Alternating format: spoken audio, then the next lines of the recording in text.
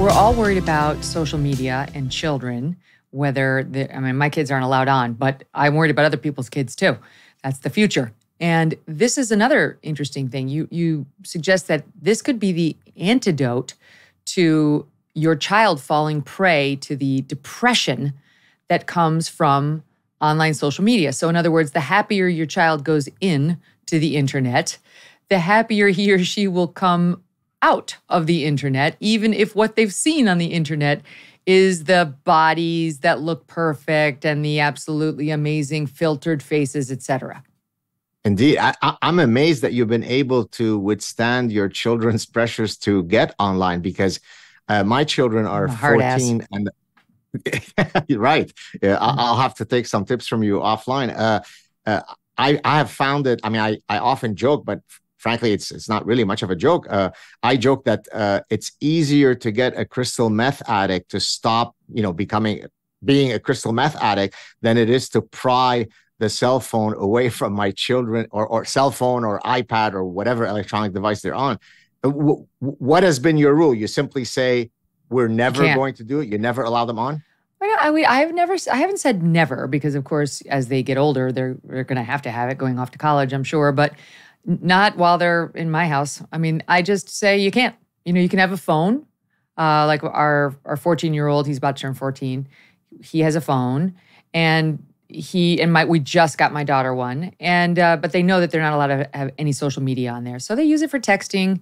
That's pretty much all they use it for. They don't really have email. They have school email, but it's nice because it's less of a lure when it doesn't have all those, Instagram and all those things calling them. And I've just heard so many moms be like, oh my God, my daughter went on there totally in a great mood, and then she was completely depressed when she put it away. And gee, I wonder what the problem is. Oh, you do?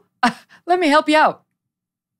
Yeah, well, I look, of course, it's uniquely problematic for children because they don't have some of the defensive protective mechanisms that allow them to, view those images in context. But it also affects adults profoundly, right? Because what happens on social media, there is a curated set of images of my best self that I'm putting forward, right? So here I am with, celebrating the anniversary with my wife. Here I am in Portugal, right? You're not seeing any of my problems. You're only seeing that I live this wonderful, great, positive life, and everybody's doing that.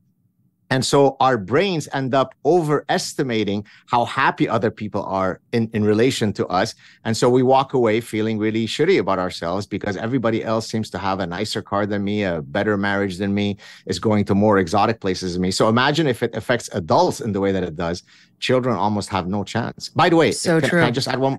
Yeah. If I can add one more thing about this kind of relative comparative thing as relating to happiness, I cite this really cool study in the book regarding the relationship between sexual frequency, having sex, and happiness. And no one who is listening to this show is going to be surprised that all other things equal, the more sex that someone has, the happier they are. But now here's the second part that's actually quite interesting. It's not enough for me to have more sex than you, Megyn. It's not only important for me to have a lot of sex. Ideally, it's also important that I have more sex than all of my friends, because we are a social comparison species, right? And so I joke in the book, I say, not only do you want to marry someone who has a libidinal drive, make sure that all of your friends are chaste nuns. That's your ticket to happiness. Oh my God. This is reminding me, one of my guilty pleasures is the Real Housewives of Miami. These women are absolutely terrible in the best sense. And there's one on there who used to be married to Scottie Pippen, the basketball player, who claims when they were married, which they were married for like 20 years, she claims they had sex 4 times a night. 4 times a night, you'd be in the insane asylum. Yeah, there's just no way. There's no way. Look, you did the tough thing during COVID. You paid your people and pulled your business through the pandemic. And now doing the tough thing could qualify you for up to $26,000 per employee at covidtaxrelief.org. Government funds are available to reward companies with 2 or more employees who stayed open during COVID. This is not a loan, and you don't have to pay it back. The program's complicated, but no one knows more about it than the CPAs and tax experts at covidtaxrelief.org. You pay nothing up front. They do all the work and share a percentage of the cash they get you. Businesses of all types, including nonprofits and churches, can qualify, even those who took PPP loans, and even if you had increases in your sales. You did the tough thing for your employees during COVID. Now let covidtaxrelief.org help get you up to $26,000 per employee. Visit covidtaxrelief.org. That's covidtaxrelief.org, covidtaxrelief.org.